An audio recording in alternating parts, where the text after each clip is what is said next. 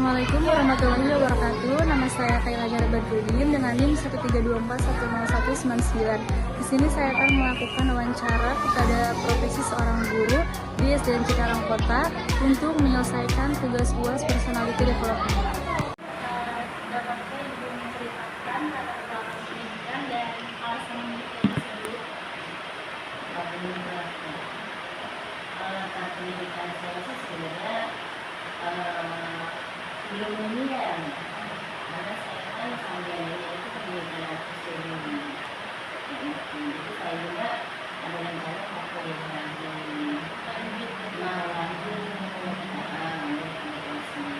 Sebelumnya kuliah saya sebenarnya PGPK itu diploma, ini namanya sarjana di PAUD. Tapi karena memang rezeki saya di sini ya akhirnya ya sampai sekarang di sini. berarti ibu mau lanjut S2? Enggak, tetap S1 dong. Juga saya menyamakan aja mata kuliah biasanya kayak gitu kan. Di universitas Kalau kita guru-guru itu yang udah kerja biasanya kita kan ke UTE, Universitas Terbuka. Nah itu biasanya kalau guru yang kayak saya itu kalau subsek itu memang anaknya sama-sama Universitas Terbuka gitu. Mereka memang merekrut kayak biasanya memberi kesempatan buat guru-guru yang kayak saya itu untuk pertanyaan selanjutnya, Iya. apa yang menginspirasi ibu untuk terjun ke dunia pendidikan? Ini awalnya saya tuh gini ya, saya tuh tahu emang udah jalannya kali ya saya ngajar kayak gitu. Memang saya sempat itu sih kalau boleh jujur ya sebenarnya sedih sama dunia pendidikan sekarang. Dulu tuh sama saya seperti itu, saya ngebandingin di sini apa ya, dulu saya lihat pendidikan Islam itu ya ini seperti mereka ya saya lihat ya satu tingkat di atas saya gitu, karena akhirnya saya gimana ya supaya itu ya emang sih konyol ya, waktu muda pernah kepikiran kayak gitu. Sampai akhirnya saya juga pernah tuh ngajar masuk ke sekolah Islam kayak gitu. Itu 11 tahun saya bersama di sana. Terus ternyata memang ada pembeda, ada yang membedakan gitu. Dan itu banyak sekali yang istilahnya terutama kedisiplinan gitu. Kayak gitu. Sampai akhirnya ya alhamdulillah gitu kan saya dikasih kesempatan gabung sama mereka. Terus saya coba emang pengen apa ya, memberikan sesuatu ke lingkungan saya walaupun cuma sedikit gitu. Dan saya nggak tahu sampai sekarang saya apakah sudah memberikan atau belum, saya juga belum tahu ya. Yang kemudian udah ya walaupun sedikit ya istilahnya. Karena memang awalnya ya itu makanya saya lagi pusing ya jadi Bismillah gitu. Udah berapa lama belajar? Kalau saya lanjut itu dari 2005. Cuma balik lagi karena saya nggak linier, itu saya 2005 itu saya belajar di TK di Jawa BK di Lipo Cikarang Bandar Mandir tuh. Nah terus pas 2016 saya resign, terus ngajar lagi sempat TK di sekarang baru. Berarti di sini baru Saya 2000 di sini 2021. Iya 2021. Ibu kalau bagaimana pengalaman paling berkesan selama mengajar dan mengajar, pengalamannya atau Berkesannya itu ketika ini ya kalau saya sih merasa ada connect antara saya dengan anak saya gitu, anak didik saya. Dalam artian ketika anak itu tanpa saya minta, mereka itu memberikan sesuatu yang istilahnya surprise lah gitu. Bukan dalam materi ya, terutama istilahnya dalam kayak hasil dari pembelajaran mereka, hasil dari istilah pembentukan karakter mereka, kayak pembiasaan baik yang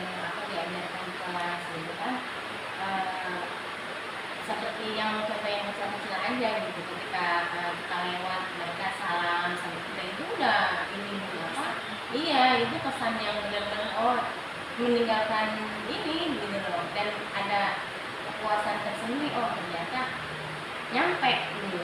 Itu contoh kecilnya.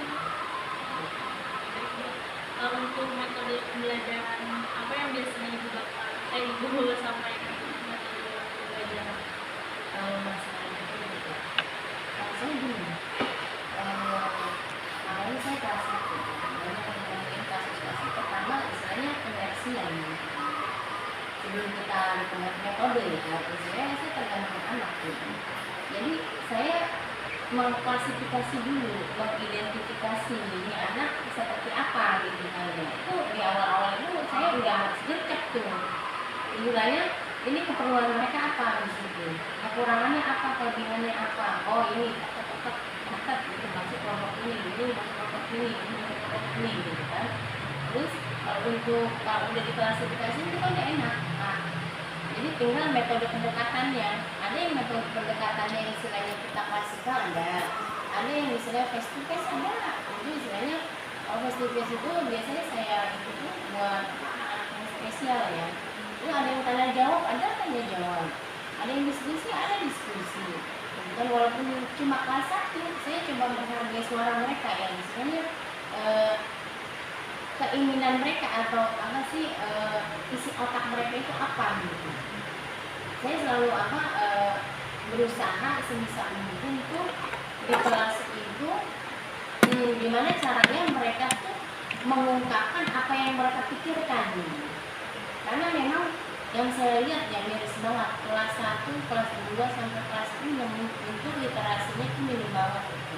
Makanya saya tekad banget ini di kelas 1 itu saya benar-benar ini harus ini, apalagi kan image guru sekarang ya, apalagi di media sosial, tahu sendiri kan, benar-benar lagi kesorot kan, misalnya banyak yang, karena kita juga bingung ya sebagai guru, karena bentroknya sama kurikulum kan, kita dipaksa kan untuk mengikuti kurikulum, padahal istilahnya kita yang di lapangan yang lebih tahu, lebih paham gitu kan ya. Gitu.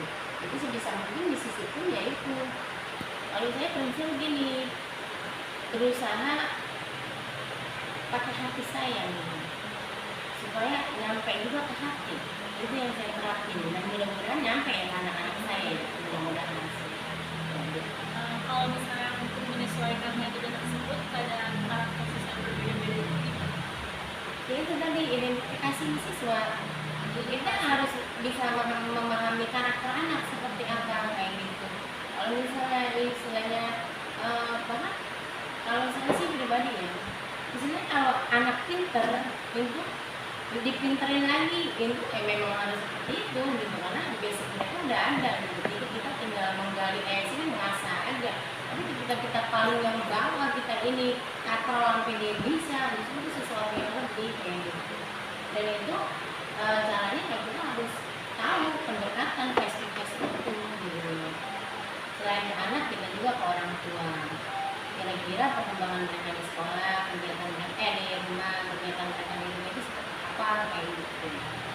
Nanti ya, karena biar bagaimana juga Kak, yang namanya sekolah itu ya sama di rumah itu lebih banyak di rumah, nggak bisa kita istilahnya guru nih B, C gitu kan, sampai busa-busa pun kalau dari rumahnya nggak ini susah, karena lingkungan itu lebih berpengaruh gitu. Jadi itu kayak anak-anak yang pintar juga bisa terkontaminasi sama anak-anak yang ini gitu loh, lingkungannya. Makanya sekarang mah pendidikan ya benar-benar kata saya ya gimana ya, apalagi banyak semakin teknologi maju semakin terancam oleh saya anak-anak itu menjadi gimana ya. Nah, walaupun memang ada ya plus-minusnya ya. Bagaimana cara ibu memastikan anak-anak itu memahami setiap materi yang disampaikan? Saya keliling, itu kelihatan keliling, dan saya ketika misalnya kelas 1, kalau kelas 1 itu kan ada saya mengelompokkannya level 1, 2, 3 gitu. Bahkan kalaupun ada 4 kayak gitu. Kayak kemarin kalau sekarang kan belum berjalan ya, saya belum tahu karakternya seperti apa karena masih MPLS. Kalau yang udah saya menerangkan gini, yang tingkatan paling bawah, tingkatan di tengah rata-rata istilahnya, sama yang mereka yang di atas rata-rata. Itu saya klasifikasi tetap. Dan pemberiannya juga saya bedain gitu loh. Materinya, kalau yang si A misalnya yang paling rendah, saya nggak mau nyabain sama mereka. Wasting time, buang-buang tenaga, gitu kan. Dan mereka juga kasihan gitu, nggak enjoy. Saya coba istilahnya menyesuaikan kebutuhan mereka apa.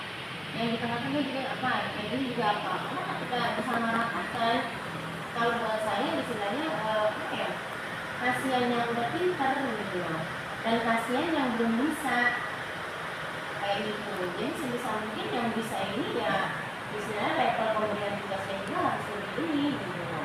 Sambil yang di sana juga kita ini kontrol tektokan, makanya harus banyak poin kalau saya pribadi ya, istilahnya agak perlu di depannya kayak gitu. Dan ketika mereka udah ada ini mereka udah ada kemajuan, naikin baru sama yang ini di atasnya, atau bisa loncat kalau misalnya emang kemampuannya biasanya. Jangan salah kalau anak-anak itu gini loh, dia nggak bisa itu stepnya itu 1, 2, 3 gitu, ada yang 1 langsung 3 kayak gitu, ada banyak yang kayak gitu. Karena memang ya mungkin karena yang itu kapasitas yang mereka punya, daya tangkapnya gitu. Kadang-kadang yang mereka tangkap yang pokoknya beda-beda lah ya. Speednya juga istilahnya ya tergantung mereka gitu, makanya itu yang harus ini kan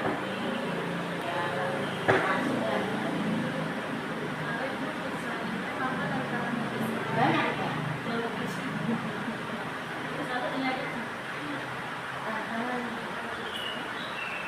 Sebenarnya juga tantangan terbesar itu ada yang dari dalam artian gitu, apalagi kalau sekarang kalau di negeri itu beda dengan sekarang. Kalau yang saya alami, kalau di negeri itu kita istilahnya memang sekolah gratis ya. Di satu sisi kan gini, perbandingan apa sekolah yang mempunyai fasilitas sama sekolah yang nggak mempunyai fasilitas, itu yang mempunyai fasilitas otomatis satu tingkat di atas yang belum mempunyai fasilitas. Masuk akal nggak? Iya kan? Iya, istilahnya ketika si A yang udah punya fasilitas, dia punya komputer, si B belum punya. Nah si B ditanya, kamu tahu nggak komputer? Dia kan belum tahu wujudnya kan, sedangkan dia ini yang kita ngomong yang paling rendah, ini paling rendah. Dia yang paling bodoh di yang udah punya fasilitas, dia udah tahu dia sebenarnya komputer kayak gitu, kayak gini, walaupun dia nggak sampai pintar. Tapi yang nggak punya itu sama sekali nggak ada kebayang, bener nggak? Nah itu yang istilahnya jadi dilema ya, karena kebanyakan memang udah jadi langsung, karena kan yang negeri gitu ya, mereka yang istilahnya kalau di sini kan kayak kita kan nggak jual LKS kan kayak gitu, kita pakai misalnya ya dana bos kayak gitu. Jadi mereka belajar pakai itu, alhamdulillah itu udah kebantu.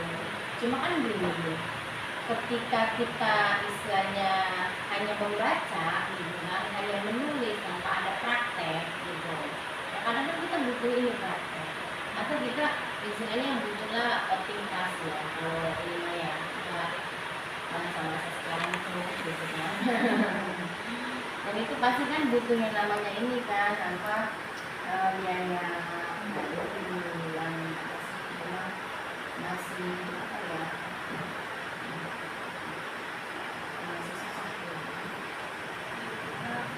bagaimana cara ibu mengatasi siswa yang kurang termotivasi untuk belajar?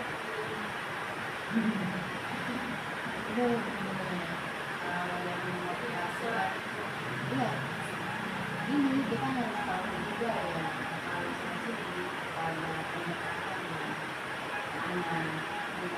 orang tua.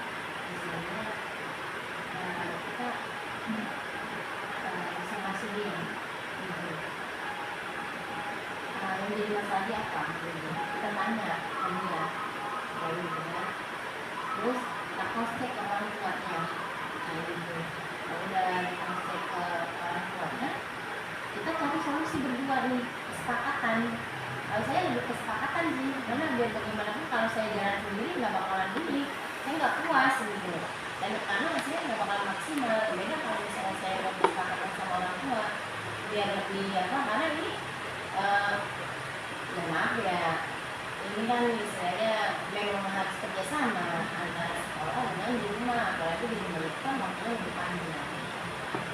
Jadi ya caranya kayak gitu, kita observasi dulu cari masalahnya apa, terus kita ini apa, orang tuanya dikonsultasikan, baru kita carikan solusi kayak gitu. Strategi apa yang begitu lakukan untuk menjaga kedisiplinan dan menciptakan suasana belajar yang kondusif?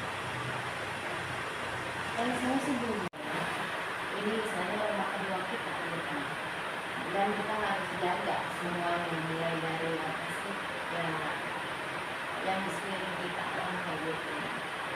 Jadi mereka harus bertanggung jawab gitu, dengan apa ya ini, karena biar bagaimanapun kayak dulu itu kan emang orang tua kedua kan yang dititipkan mulai orang tua pertama gitu kan, dan mereka harus paham itu, dan mereka istilahnya harus mendekatkan diri gitu kan, harus apa ya intinya seperti itu lah. Jadi perjalanan guru, aku peran guru dalam membentuk karakter siswa di dalam kehidupan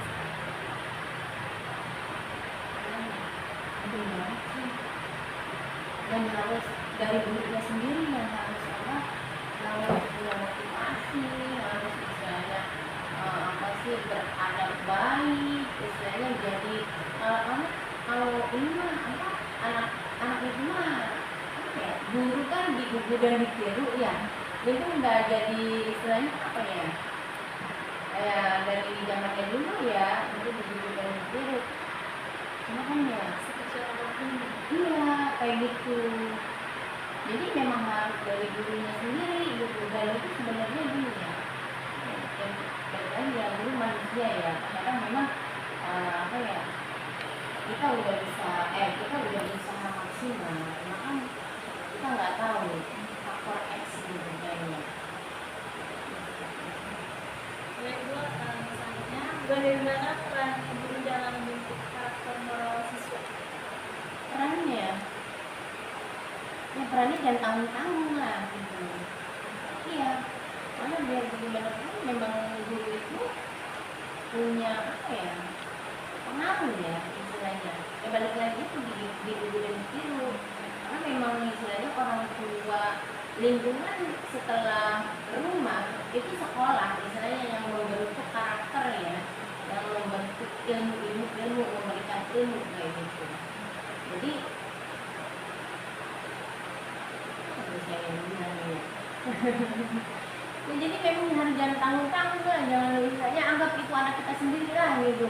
Jangan sampai kita ngebeda-bedain si A ini kurang, si B ini kurang. Ya bolehlah membeda-bedakan karena kita mau mengklasifikasi untuk misalnya menemukan solusi kan. Tapi ketika kita istilahnya tanggung mendidik anak gitu, cuma karena istilahnya mereka apa strata ekonominya ini rendah, atau ketika mereka apa ada faktor X kayak gitu, terus kita beda-bedakan, mohon maaf ya, karena itu tergantung gurunya juga. Dan saya juga memang sebenarnya gini ya, miris gitu sama guru ini sebagian ya yang oknum mungkin ya, yang saya kadang di TikTok itu saya ya Allah ngelus dada gitu ya Allah ya saudara, guru juga memang manusia. Kemarin kayak gitu, termasuk saya, guru juga manusia, saya sudah berusaha maksimal, terkadang memang ya faktor X kayak gitu ya saudara gitu.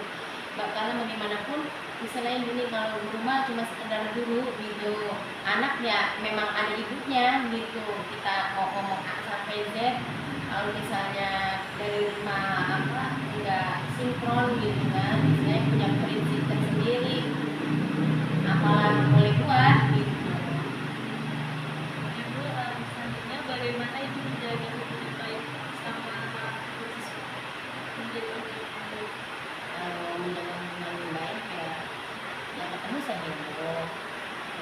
juga ada di puasa kayak gitu. Jadi segala informasi tentang apa kehidupan anak itu ya tapi bisa dilihat di puasa. Apa harapan ibu terhadap